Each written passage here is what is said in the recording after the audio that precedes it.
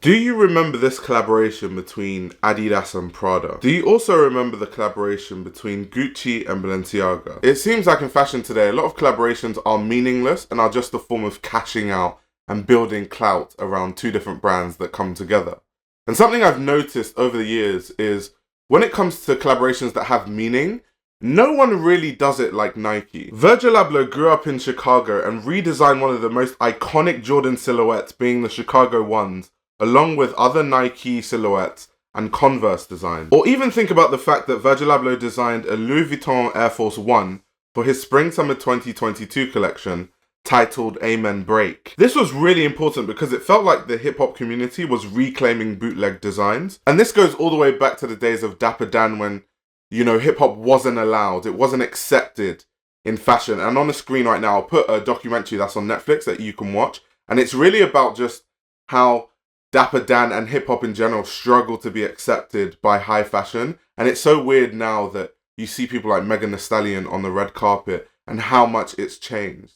But it's almost been this progression through time of people reclaiming these bootleg designs, from when Dapper Dan was copied by Gucci on the runway to Virgil Abloh literally creating something for Louis Vuitton that mimics the look of something that people were making back in the day when people would make custom Louis Vuitton, like Air Force Ones for celebrities. They would cut up their LV bags and then sew those pieces onto the Air Force Ones.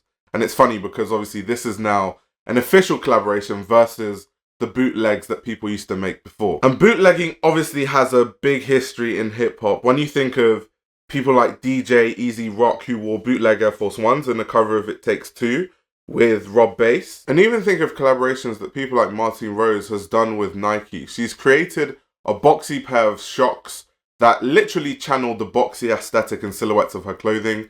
And of course she had the infamous Air Monarchs, which obviously channel her British sense of humour. It just seems to be the case that when Nike work with creatives and when they collaborate with creators, there's a deeper meaning why. There's a narrative around it, and there's a clear reason why they want to use that silhouette and why they want to use that silhouette with that specific person. And I think a lot of brands have a lot to learn from Nike when it comes to doing collaborations the genuine way. When Sean Weatherspoon was asked how he won Nike's design competition to design his own pair of Air Max 97s, he said that he read the rules carefully, including an instruction that said one of the big points is involving your community. All of this brings us to one of Nike's most recent collaborations with London-based brand Corteiz. They worked together to create 3 different pairs of leather and mesh versions of the Air Max 95s.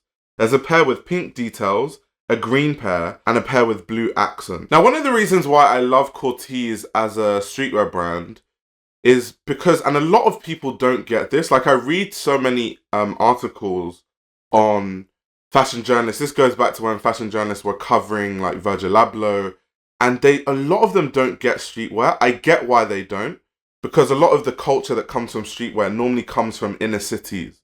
So like the inner city in like LA or New York, or like where I grew up in London or whatever. So if you grew up in some posh part of, a city, you don't really understand the cultural impact of like a certain brand, or why like a streetwear brand that only makes hoodies can have so much impact beyond like the product that you're seeing. Because streetwear brands inherently aren't actually that individual or that creative. They are just hoodies with a logo. But it's not about that. It's not about product. It's about community. Whereas it can be the other way around with high fashion brand. It's all about the product, and the narrative is around they were dressing, this famous person, and they were dressing the royals in the 1950s. That is more about the product than showing like luxury and Dior. When you think about all these Dior garments and Balenciaga garments, it's about they were in an atelier and they were literally creating these haute couture collections that took thousands of hours to create by hand. Different narrative, different reason for buying into it. And I think that people always miss that when it comes to streetwear, because when I see a lot of people have conversations about streetwear, it's normally along the lines of, well, the designs aren't that innovative. It's like, it's streetwear. That's not what streetwear is. It's not, you're not going to have some avant-garde jackets. That's not streetwear. And it's more about community than product. I have to keep reiterating that because people think that if you start a brand with t-shirts and sweatshirts, it's streetwear, when really it's just a t-shirt brand. And I think that aspect has been lost in streetwear for a really long time. I think a lot of brands see success of people like Virgil Abloh and don't understand that he actually built a whole community. And so then when they make their brand, it is literally just like a t-shirt brand and a hoodie brand with no culture or community around it. And Cortese, when you look at the ad campaigns, you look at the activations, you look at what he does with his drops. This is Clint, who runs the brand and owns it. Yeah, it just seems like an authentic air of streetwear is back. It just reminds me of like growing up in London when I was younger. The days of brands like Supreme and Stussy, Karl Kani, the list goes on. As far as London goes, when I think of streetwear brands that have a good community around them, there are really only three. So it really is just Cortese, Benjart, and Trapstar. Those are the three that have really been able to build like a strong community, and I feel like those are the three brands that are bringing an authentic sense to streetwear, as far as London goes at least. Now, Nike collaborations always make sense culturally.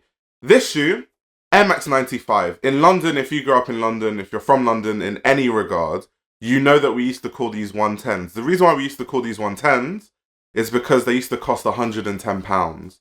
Now, these shoes were especially big in places like London, Manchester, and Liverpool. In Liverpool, there was a specific like neon green colorway that was really famous. In London, we just used to wear like every single colorway. But why that 110 is so significant is, remember I said a lot of the culture comes from the inner cities versus like the suburbs and stuff. And the thing about London is that back then and even now, spending £110 on a pair of sneakers was insane.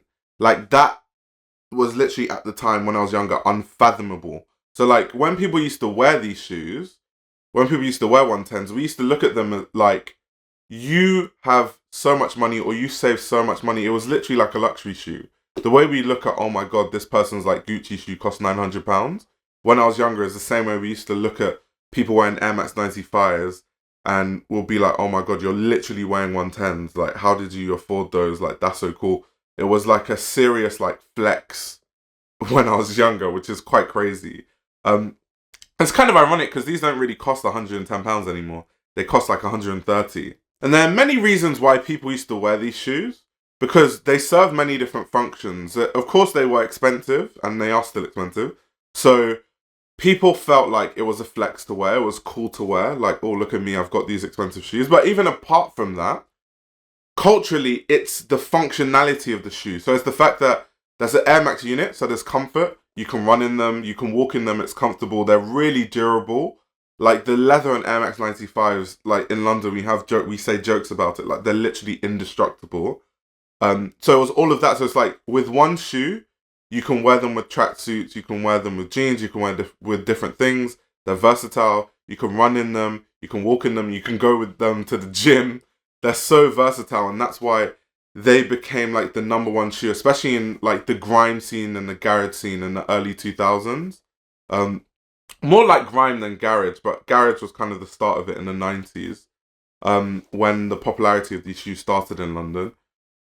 You just see all the people wearing these, like Skepta, Dizzy Rascal, and just Air Max in general was a huge thing in London. Apart from the Air Max 95s, there were things like the Air Max 90s that were huge in London. When I was younger, everyone used to wear things like Air Force Ones, Air Max 90s, or Air Max 95s. You did also see a lot of people wearing the Nike TNs, but that was definitely more of a Paris thing. TNs are known to be like a Paris shoe more so than a London thing. In London, it was the 110s and the Air Max 90s mainly, and then there were other like models of Air Maxes that were also popular, like 97s and stuff like that. The technology of Air Max and how comfortable it was and how versatile it was actually one of the reasons why Nike overtook Adidas in London, because remember, Adidas was a European-based brand that was known more in Europe, and Nike, this American company, just came in with the Air Max and just everyone just loved them, and that is literally how Nikes became more popular in the UK than other brands like Adidas. And to illustrate the impact of Air Maxes on London's street fashion, music and culture, on the screen right now is the album art of Dizzy Rascal's 2003 debut album called Boy in the Corner. This album was literally one of the biggest reasons grime went from an underground movement to a mainstream music genre in the UK. This picture will always be iconic in terms of British music history, street culture, fashion, and when you look at the picture, Dizzy Rascal is wearing a pair of Air Maxes. Now, I realize that most of my audience is American, so you might not know what grime is, which to me is obviously crazy, but if you're not from London, then it makes sense why you wouldn't. So grime is a genre of music that was mainly, it rose to prominence in the 2000s through artists like Dizzy Rascal, of course, Wiley, Skepta, JME, all those kind of people, right? And also people like Gets. Now, when you hear grime music, it's very fast. The rapping is very fast. It's normally around like 140 to 145 BPM in terms of like the speed of the beat. So it is quite fast, and that's how people rap. That's literally how people rap. Never looked on, place hungry, son, never lose none. What's that? Never been one. 3 plus 2 plus 3 plus 1. Will me or God make up where from? And it's really important because before grime, in London, there were some genres of music in terms of black people that sort of became popular. You know, like reggae music. There were a few songs, like Bob Marley was popular in the UK. There were a few reggae songs, some dancehall songs that went popular. But there was not really a genre of music that, like, black people in the UK could call their own. In the same way that, like, let's say hip-hop in America, you know it's owned. It was created by black and Latino people in, you know, the hoods, like places like the Bronx. So in London, we didn't have that till grime. There were things like garage, but garage was more like posh, and it wasn't the same as grime. Grime was more like underground and gritty and like inner city sort of thing. Garage was very much like middle class kids like doing coke at a rave. That was more like the vibe of garage, basically. And it's because of things like grime that black artists in London right now and in the UK as a whole are quite prominent, especially rappers. You know, new people that some people might know, people like Dave or people like Stormzy, all these kind of people. These people are only where they are because the people that came before them made grime mainstream. People like Dizzy Rascal, people like Gets, people like Wiley, people like Bashi. All these kind of people sort of built the scene. And so when you consider that Nike is doing a collaboration with Corteiz, it makes so much sense that they would make an Air Max 95. Like, it's the most London thing ever for Nike to collaborate with a London-based brand that has a huge community in London, creating an Air Max 95. And this is what I love about Nike. Like, their collaborations just always make sense.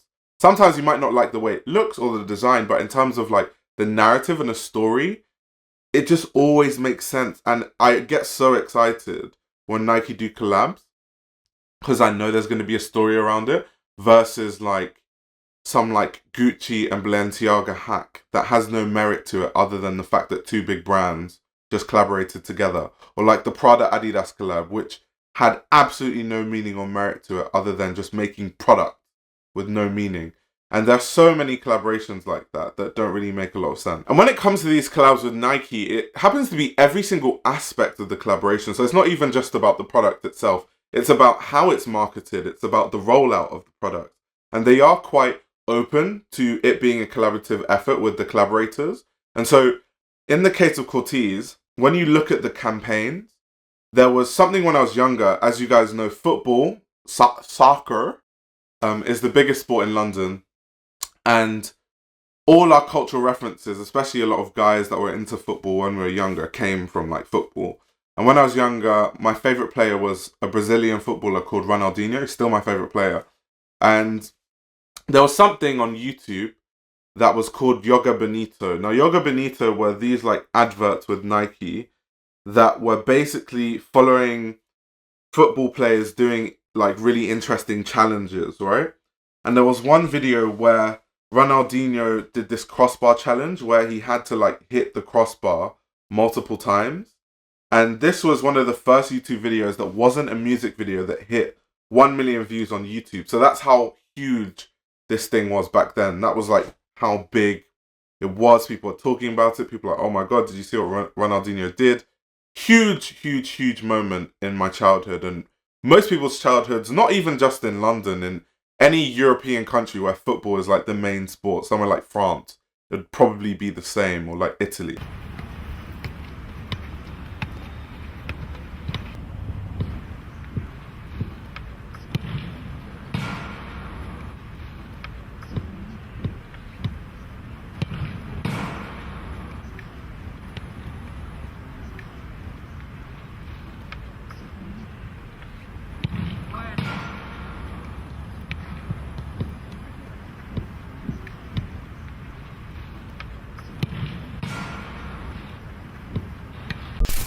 And so in the ad campaign, Corteiz actually recreated this crossbar challenge. And in the campaign video, they had Phil Foden, who's a Manchester City player, doing the crossbar challenge. And then there was also a promo video which had Camavinga. And Camavinga is basically a football player that plays for Real Madrid. He's a big time rising star for Real Madrid. And for people that don't watch football, Real Madrid is one of the best football teams in the world. So you can imagine like the impact of that.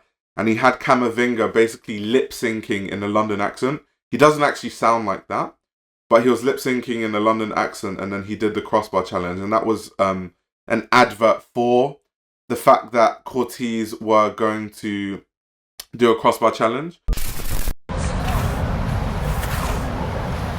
Yo, man them, girl them, you want a pair of these Air Max 95s? Yeah?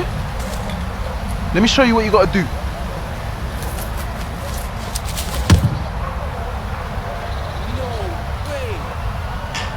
That's what you gotta do. Done, no?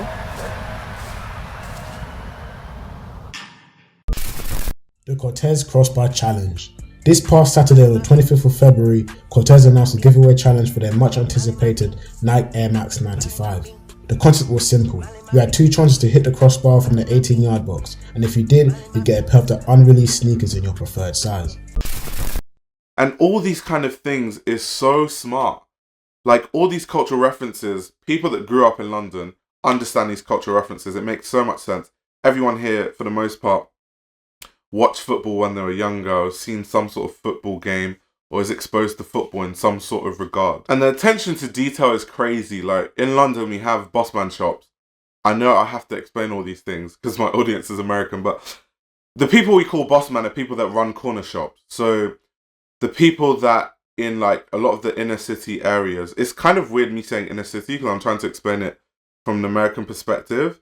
But in the UK, we don't necessarily have inner cities because like people who are in poverty live right beside rich people in London. There aren't like whole neighborhoods of people that, you know, are just rich. There might be like roads of people, but not a whole like area. Like in West London, in the same West London, you can find some of the most expensive houses in London, and then you can just walk like 3 streets, and then you find like council estates and stuff like that, and people like literally struggling financially. So it's not the same. In America, like there are whole inner city areas that are literally segregated.